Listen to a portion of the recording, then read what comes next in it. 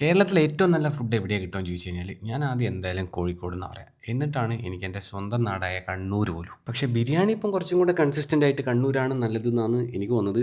Especially നമ്മളെ കല്യാണ ബിരിയാണി. അതിനെന്തായാലും അങ്ങോട്ടും ഇങ്ങോട്ടും ഒരു എതിരഭിപ്രായം ഉണ്ടാവുമെന്നറിയാം. അതുകൊണ്ട് തന്നെ ബിരിയാണീൻ്റെ കാര്യം തൽക്കാലം അവിടെ നിൽക്കട്ടെ. ഇപ്പോൾ ഈ മന്തീനെ കുറിച്ച് പറയാം. ഇത് കോഴിക്കോട് എനിക്ക് ഏറ്റവും ഇഷ്ടപ്പെട്ട എൻ്റെ ഫേവറേറ്റ് ആയിട്ടുള്ള രണ്ടാമത്തെ മന്തി സ്പോട്ടാണ്. അപ്പോൾ ഇപ്രാവശ്യം ഇവിടെ പോയപ്പോൾ കുറച്ച് 2 പുതിയ ഐറ്റംസ് ഇറങ്ങിയിട്ടുണ്ടെന്നെല്ലാം പറഞ്ഞപ്പോൾ ഞാനൊരു 2, 3, 4, 5 ഐറ്റംസ് ഓർഡർ ചെയ്തിട്ടുണ്ട്.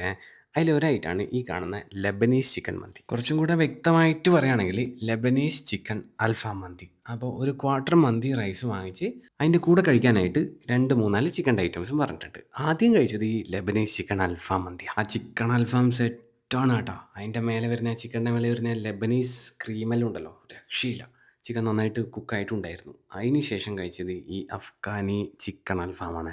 ഇതിൻ്റെ ഫ്ലേവർ എന്ന് പറയുമ്പോൾ നമ്മളെ അഫ്ഗാനി ചിക്കനിലുള്ള ഏകദേശം അതേപോലത്തെ ഫ്ലേവർ തന്നെ ക്രീമിൻ്റെയും കാഷ്യൂ പേസ്റ്റിലും ഇല്ലേ, അതിൻ്റെ എല്ലാം ഒരു കോമ്പിനേഷനായിട്ട് വരുന്ന ഫ്ലേവർ ടേസ്റ്റ് ഉണ്ട്. പക്ഷേ മറ്റേ ലെബനീസിൻ്റെ ആ ഒരു ഫ്ലേവർ ഉണ്ടല്ലോ, അതുപോലെ നമ്മളിങ്ങനെ വീണ്ടും വീണ്ടും വീണ്ടും കഴിക്കാൻ പ്രേരിപ്പിക്കുന്ന ഒരു ഫ്ലേവറില്ല അതുമായിട്ട് കമ്പയർ ചെയ്യുമ്പോൾ.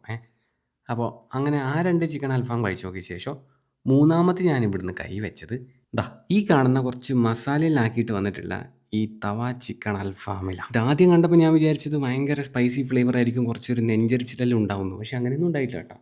കഴിക്കുമ്പോൾ കഴിക്കാനൊരു രസമുള്ള ഫ്ലേവർ ആയിരുന്നു. അങ്ങനെ അതും കഴിച്ചതിന് ശേഷം പിന്നെ ഒരു ചിക്കൻ ഷവായൻ്റെ ക്വാർട്ടർ ചെസ്റ്റ് പീസ് ഓർഡർ ചെയ്ത് മസാലയൊന്നും ആക്കാത്ത പ്ലെയിൻ ചിക്കൻ ഷവായ മതി എന്ന് പറഞ്ഞു കേട്ടോ. കുറച്ച് പ്രോട്ടീൻ എല്ലാം അകത്തേക്ക് ചെന്നോട്ടെ എന്ന് വിചാരിച്ചിട്ട്. അങ്ങനെ ആ ചിക്കൻ ഷവായിന്ന് ഒരു പീസ് എടുത്തിട്ട് മന്തി റൈസിൻ്റെ കൂടെ കൂട്ടി വെച്ച് മയോണൈസും സലാത്തും ഒന്നും കൂട്ടാണ്ട് ഇങ്ങനെ കുഴച്ചടിച്ച് നല്ല ടേസ്റ്റുള്ള മന്തി റൈസാണ്. ചിക്കൻ ഷവായും കുഴപ്പമുണ്ടായിട്ടില്ല. പിന്നെ ഒരു ബത്തക്ക ജ്യൂസും കുടിച്ച് ഒരു പൈനാപ്പിൾ ജ്യൂസും കുടിച്ചേ. അപ്പോൾ ഇതാണ് സ്പോട്ട്.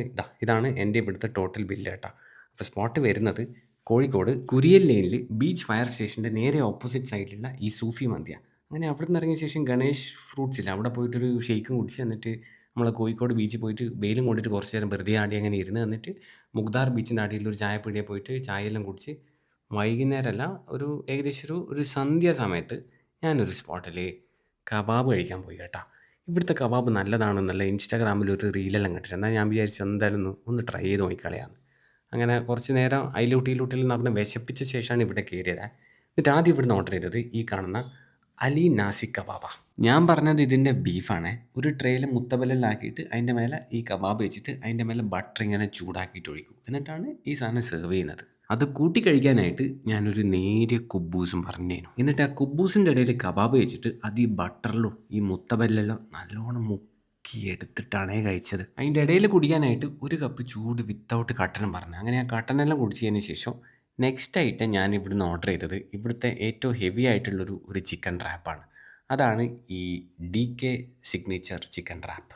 150 രൂപയാണ് ഇതിൻ്റെ റേറ്റ്. വെറുതെ പറയുന്നതല്ല, നല്ല ഹെവി ആയിട്ടാണ്. ഒരു സാധാരണ മനുഷ്യന് ഇതൊന്ന് കഴിച്ചാൽ നല്ലോണം വയറ് നിറയും കേട്ടോ.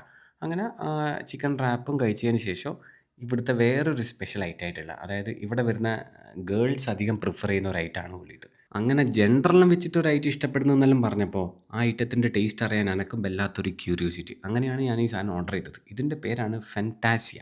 ടോട്ടിയ ബ്രെഡിൻ്റെ അകത്ത് ചീസും ചിക്കനെല്ലാം വെച്ചിട്ട് പിന്നെ ഉള്ളിയും തക്കാളിയെല്ലാം മുറിച്ചിട്ടിട്ട് പിന്നെ കുറച്ചൊരു ക്രീം പോലത്തെ സാധനം ആക്കിയിട്ടാണ് ഈ സാധനം വരുന്നത്. ടേസ്റ്റ് ഉണ്ടോ എന്ന് ചോദിച്ചു കഴിഞ്ഞാൽ ടേസ്റ്റ് ഉണ്ട്. പക്ഷേ എല്ലാവർക്കും ഇഷ്ടപ്പെടുമോ അറിയില്ല.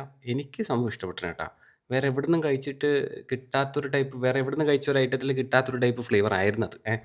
അങ്ങനെ അത് കഴിച്ച് പിന്നെ ഞാൻ ഇവിടുത്തെ ഒരു കോൾമെസിയ പ്ലാറ്റർ ഓർഡർ ചെയ്ത് ഒരു മിക്സ് പ്ലാറ്റർ കബാബ് ഓർഡർ ചെയ്തു. ഇത് ഏകദേശം 4 പേർക്ക് കഴിക്കാനുള്ള ഐറ്റാണെന്ന് പറഞ്ഞത്. പക്ഷേ നമുക്ക് നോക്കാം എത്രത്തോളം കഴിക്കാൻ പറ്റുന്നു.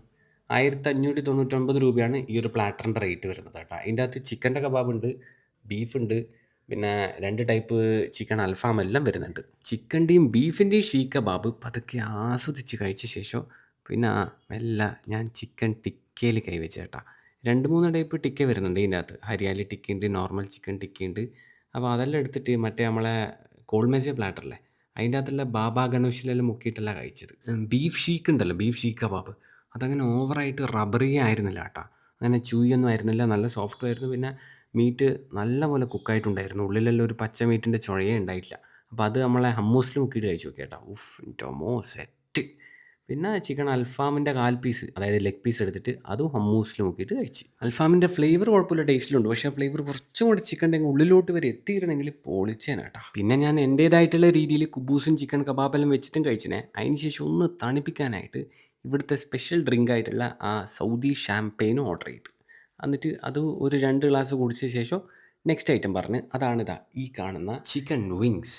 നല്ല ക്രീമി ആയിട്ടുള്ള ഫ്ലേവർ നല്ലോണം നിറഞ്ഞ് തുളുമ്പുന്ന ഒരു ഐറ്റം.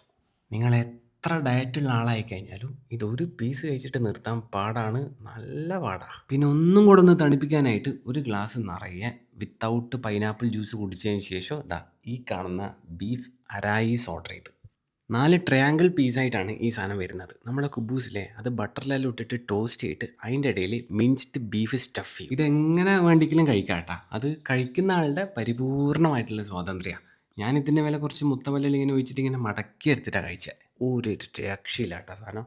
ലിറ്ററലി ഒരു രക്ഷയില്ല. ഭയങ്കരമായിട്ട് ഇഷ്ടപ്പെട്ടിന്. അപ്പോൾ ഇതാണ് എൻ്റെ ഇവിടുത്തെ ടോട്ടൽ ബില്ല്. ഇനി സ്പോട്ട് എവിടെയാണ് വരുന്നതെന്ന് പറഞ്ഞുതരാം. കോഴിക്കോട് ബീച്ചെല്ലാം കഴിഞ്ഞിട്ട് കുറച്ച് മുന്നോട്ട് പോകുമ്പോഴുള്ള മുഗ്ദാർ ബീച്ചില്ലേ, മുഗ്ദാർ ബീച്ചിൻ്റെ ഏകദേശം ഓപ്പോസിറ്റ് സൈഡിലുള്ള ഈ കാണുന്ന ദില്ലി കബാബ് എന്ന് പറഞ്ഞ ഈ സ്പോട്ടാണ്. രാത്രി ലേറ്റ് ആവുന്നവരുണ്ടേ. അപ്പോൾ ശരി.